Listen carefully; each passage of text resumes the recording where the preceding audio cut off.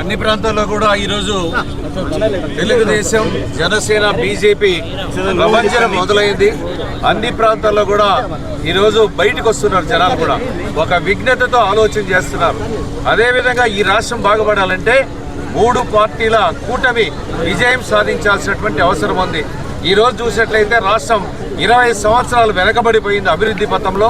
అందుకోసమే ఒక విజన్ అయినటువంటి నాయకుడు చంద్రబాబు నాయుడు గారు, అదేవిధంగా మోదీ గారి సహాయ సహకారాలు ఉంటేనే ఈ రాష్ట్రం అభివృద్ధి చెందుతుంది తప్ప ఇంకోటి కాదు.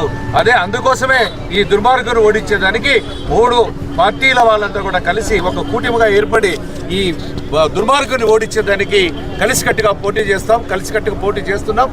మంచి భారీ మెజార్టీలతో కూడా మన సత్య గారు ధర్మవరం శాసనసభ్యుడిగా, అదేవిధంగా పార్లమెంట్ అభ్యర్థిగా పోటీ చేస్తున్నటువంటి సందర్భంలో, అదేవిధంగా కొత్తగా వచ్చారు ఒక బీసీకి చెందినటువంటి వ్యక్తి సత్యకుమార్ గారు. కాబట్టి తప్పనిసరిగా భారీ మెజారిటీలో ఇద్దరు కూడా గెలవబోతున్నామని సందర్భంగా తెలియజేస్తున్నారు. ధర్మవరంకి వచ్చేలోపే ధర్మవరంలో ఉన్న పరిస్థితులు, ధర్మవరం యొక్క స్థితిగతులు, ప్రజల పడుతున్న ఇబ్బందుల గురించి కూడా పూర్తి స్థాయిలో అవగాహన చేసుకున్నారు ఆయన.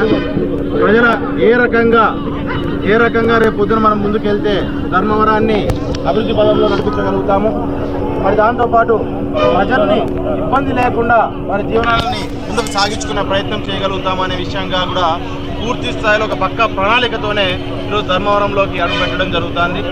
ఖచ్చితంగా ఆపకరించి ఎన్ని రాజకీయాలు చేసినా, ఎన్ని మాటలు మాట్లాడినా గెలుపు సత్యకుమార్ గారిదే. ఖచ్చితంగా ఆయన ఎమ్మెల్యేగా గెలవబోతున్నారు, గెలుస్తారు. గెలిచి ధర్మవరాన్ని అభివృద్ధి పదంలో ముందుకు నడిపిస్తారని చెప్పి తెలియజేస్తున్నారు.